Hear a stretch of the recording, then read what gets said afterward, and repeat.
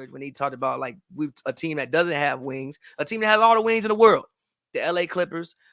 He asked him, what do you think about your defensive ability now? And basically he was like, yo, I think we can, switch everything. We can play big or small and not really compromise. I am paraphrasing, by the way, and not really compromise the things that we do. And I think on paper, the Warriors and the Clippers look like the cream of the crop in the Western Conference. Granted, the Clippers have been as much of a theory as the Brooklyn Nets have been over the past couple of years because they a team who I ain't seen on the court that much either. But I mean, obviously, when you just look at this team, I think I think they can play pretty much any way that you want to play the game, unless you gotta deal with. I think the only thing they might have trouble with is like a dominant big man. Like if you got to play the Nuggets and you got to play against a Jokic, I think that's something that you could have trouble with. But how many dominant big men do you see? Again, the Suns don't use Aiden. Aiden look like he don't even want to be there right now. The Suns don't use Aiden, so you look around and really I only see Jokic as a guy who could as the one player that I think that it would be impossible, quote unquote, impossible for them to match up against. Towns, Gobert, Towns, that Timberwolves front court. Yeah, but KAT, especially now, is gonna be on the perimeter. Like KAT not gonna take you. Yeah, but KAT not gonna take you down low and just punish you down low. Like Jokic will literally punish you from everywhere on the court. That's fair, but Towns is still a hell of a explosive.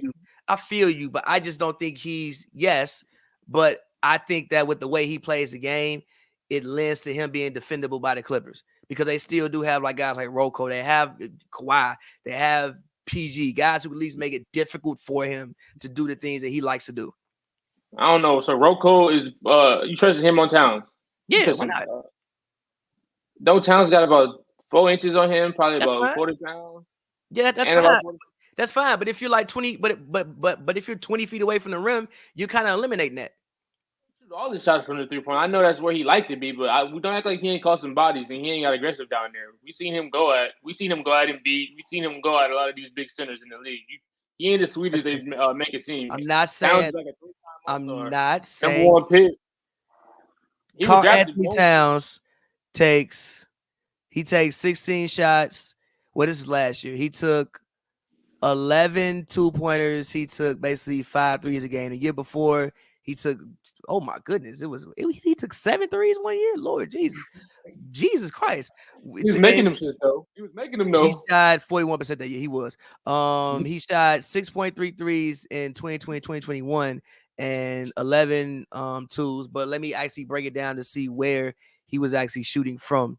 His where is it? Shooting by distance. Yeah, see 60, he attempts 30 last year. 33% of his shots were attempted basically under the basket. From 3 to 10 feet, 25%. From 10 to 16% feet, 50%. From 16 feet to 3-point land, 62%. Basically, what I'm saying is he's not down low the whole game, just punishing you consistently. It's a little bit more spread out, so you get to kind of like put smaller guys on him and maybe not lose as much. But when I look at this Clippers roster, obviously I need to see what Kawhi Leonard looks like. He hasn't played basketball in a basically a calendar year. Granted, he didn't have a full ACL reconstruction surgery. Well, no, he did not. No, he didn't fully tear his ACL. It was partially torn, but he did have a full ACL reconstruction surgery. So I need to see how he looks. John Wall, I think, is a huge question mark. But I think the good thing for John Wall is he's never been in a situation where everything doesn't have to come from him. For the most part throughout his career, he's been the guy. Like I've said many times, in 2016-17, there was LeBron James as the best player in the Eastern Conference, and John Wall was right behind him, in my personal opinion, that year. So John Wall has been a guy who has had the weight of franchises on him. He doesn't have to do that here. Reggie Jackson is still coming off a great season. Like his season last year was incredible. PG was a guy that if he didn't get hurt last year, PG was balling. Especially those first couple of months of season, PG was balling. Now you have Norman Powell. Like I said, you still have Rocco. You still have Nick Batum. You still have Marcus Morris. You still have Brandon Boston, Norman Powell, Rocco, Terrence Mann. My only worry is in my personal opinion, the Clippers do have a lot of people who play kind of the same position. Question for you: Who's the Clippers' third best player? I think it depends on the night. Depends on the night. And I don't think that's a bad thing. I think some nights it might be Reggie Jackson. Some nights it might be John Wall. Some nights it might be Norman Powell. Some nights it might be Nick Batum. It's not gonna be a consistent hitter though. I can rock with that. It's not gonna be a consistent. I don't know who, because again, I don't even know. I think rotations are gonna be something that's very important for this team. Like, I think that even if John Wall starts, I think he should spend most of his time with the bench. Why is that? So more ball handling duties? Because I know PG like to bring the ball to the court now. And just with the way Kawhi and PG play, like, they don't actually utilize a point guard and make them a point guard. So I think that they don't really get up and down either. Yeah, so I think that having Reggie Jackson start or play most of those minutes with them fits. And I think that, having a guy like John Wall to get guys like Norman Powell, to get guys like Luke Kennard, to get Marcus Morris easier shots, to get Nick Batum easier looks, to get Zubac easier looks. I think that, how you do these rotations will be very, very pivotal for this team. But I do think the sky's the limit. Obviously, health with this team is another huge question. We talk about a whole bunch of other guys who ain't been playing that much either. I mean, let's not seriously. I can't be biased going to it. Paul George. This is what Paul George has played since the 18-19 season. 48, 54, 31. So he ain't been a bill of health either. He been out there like a concept himself. He ain't been out now again. When he been there, he been balling. But he done been a concept himself. I can't. If I say this about the Lakers, I gotta say it about the Clippers too. We're gonna pull up Kawhi Leonard. Over the past couple of years, Kawhi Leonard. We can even go back further. Fuck, you know what? You know what's the most games Kawhi has ever played? Like 68 season. 74. Like 68. Okay, that's around. Mm-hmm. So he ain't been a bill of health either. And also the thing about Kawhi Leonard is he's older than his age, because every single year you're having deep playoff runs. It ain't really like Kawhi been sitting down like Kawhi, April and he at the crib. No, Kawhi usually playing until at least late May. Usually. So, I mean, we go John Wall. Look at John Wall. I mean, everybody know. Now, granted, God bless the brother. He's had some tough times over the past couple of years, but I'm just reading numbers over the past couple of years. John Wall since 2017-18. This is what John Wall has played: 41, 32, didn't play, 40, didn't play the whole year. So you can either look at that as he got a whole lot of rest or he been injured. Now, some of it is both. Because obviously last year he was healthy enough to play. The Rockets decided they didn't want him to play. That's a whole other thing. Get a whole year to just rest your body. But again, I don't know what John Wall looks like. I have zero idea what John Wall looks like. But on paper, I think that this is arguably the most versatile team in the league, and this is a team that has realistic, legitimate championship aspirations. And to me, it should be health permitting, championship or bust for this basketball team. I mean, even look at the last time they played when Kawhi Leonard even did get hurt. I mean, that Suns series could have easily been 3-1 the other way. I mean, they lost one game, at the buzzer. Other games were like, I think PG missed 3 free throws one game. Like it easily could have swung either way. So, yeah, my thing for this Clippers team, I think they'll probably win about 55 games. I think they'll be either the first to the third seed in the conference, and championship or bust for this basketball team. Joe? Yep. They picked up Moses Brown. Yeah. The OKC dude who's excellent rebounder. Oh, that's a good pickup. A backup 5 for Zubac. But the Clippers, same thing. It's all about health. Amazing roster. I'm very interested in seeing the rejuvenation of John Wall. I want to see if he's able to. The Clippers don't usually play fast, but they want to sometimes maybe play fast with the team they're playing against, get into their guard and get out, get some easier looks. It's good. Nice to see John Wall can still be that one-man fast break type of guy to get out there and get things going for them. I'm excited for another year of Ty Lue. Obviously, probably a top 5 coach in the league. I don't think there's 5 coaches better than Tyronn Lue currently right now, with his X's and O's and his ability to manage different locker rooms and all the vets he's to manage. I think the Clippers, pretty much sky's the limit. like you said, you added another year of Terrence Mann, a young guy. He arguably some nights because, like you said, our same third base, but he could be the third base player on some nights. We saw him excel in the playoffs a few years ago, and he had his moment. He had, I'm pretty sure, more than 120, over 20 plus points games against the Jazz. That No, I they think played it him was at the spot.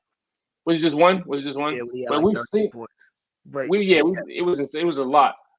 We've seen flashes of him and what he's capable of. Another year of his growth, a year of him to learn under guys like Norman Powell. You learning from John Wall. You learning from Kawhi Leonard. You are learning from Paul George. Learning from Ty Lue.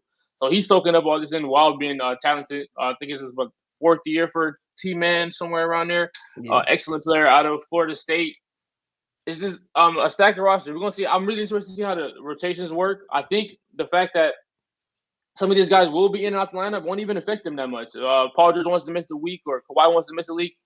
Extra minutes for Terrence Mann, extra minutes for Norman Powell. If you own any of these players in your fantasy league, you might want to pick them up if somebody gets down. Say extra 10 shots for Norman Powell, Kawhi says. Extra 10 shots for a guy like Terrence Mann.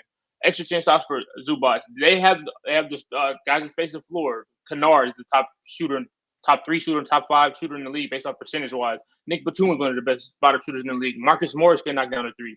They got guys who can get in the in-between game. Paul George and Kawhi Leonard score from everywhere.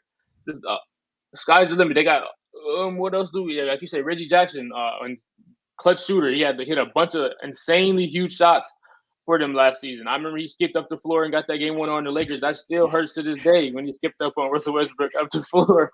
Happy dandy to a wide open layup when Austin Reeves tried to force the baseline, and then Russell Westbrook just swiped and he got a layup.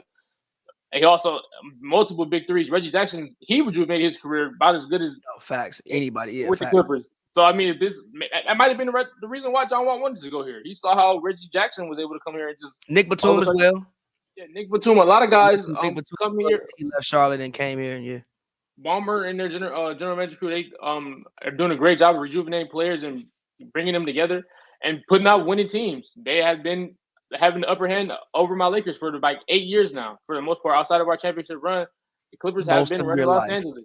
For most of your life at this point. No, don't do that. Don't do They've that. They've had the upper hand for a third of your life. No. Literally for a third of your life. It's literally been a third of your life. It's literally been a third of your life. It's still 66%. That's not the majority. You said majority, G. That's crazy. Okay. Don't do that. Fine. A third of your life. Since about 2011, it's been. I just want to put that there, but okay, keep going. But yeah, pretty much they've been having the upper hand on the Lakers. It's been pretty bad, but I think this is a year LA run through Los Angeles, man. Teams gonna see that LA trip. They're gonna pull up, man. We got the Clippers on Friday. We got the Lakers on Sunday. They're gonna look up. They're gonna be 0-2 come Monday. I think both these teams are gonna be ready. They both hear the chatter. They both know they're both known for not being on the court. They hear all this stuff. I think this is the year they stop all of that nonsense. This has been egregious over the past couple years how much they have not been on the floor. I think there was a Laker Clipper game that you probably went to, and like when nobody played. It was like Austin Reeves and like Xavier Mann for the wasn't that the Reggie Jackson game winner?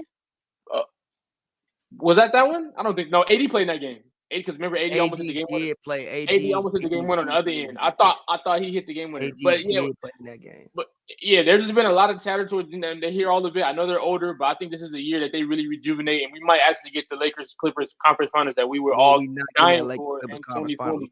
No, all right, yeah, all right. I look crazy. Clippers conference finals, but okay. All right, I might look crazy now. And when the Crip going crazy come May. I said it now, but I think this team obviously extremely talented. We talked about this pretty much all offseason. I project them to get. I think the possibilities. I think I can say about. I wouldn't be surprised if they mess around and healthy. That's about 60 wins. I think this is a 61 team on paper, bare minimum. Even if they do have injuries, like I said, very very insanely deep team.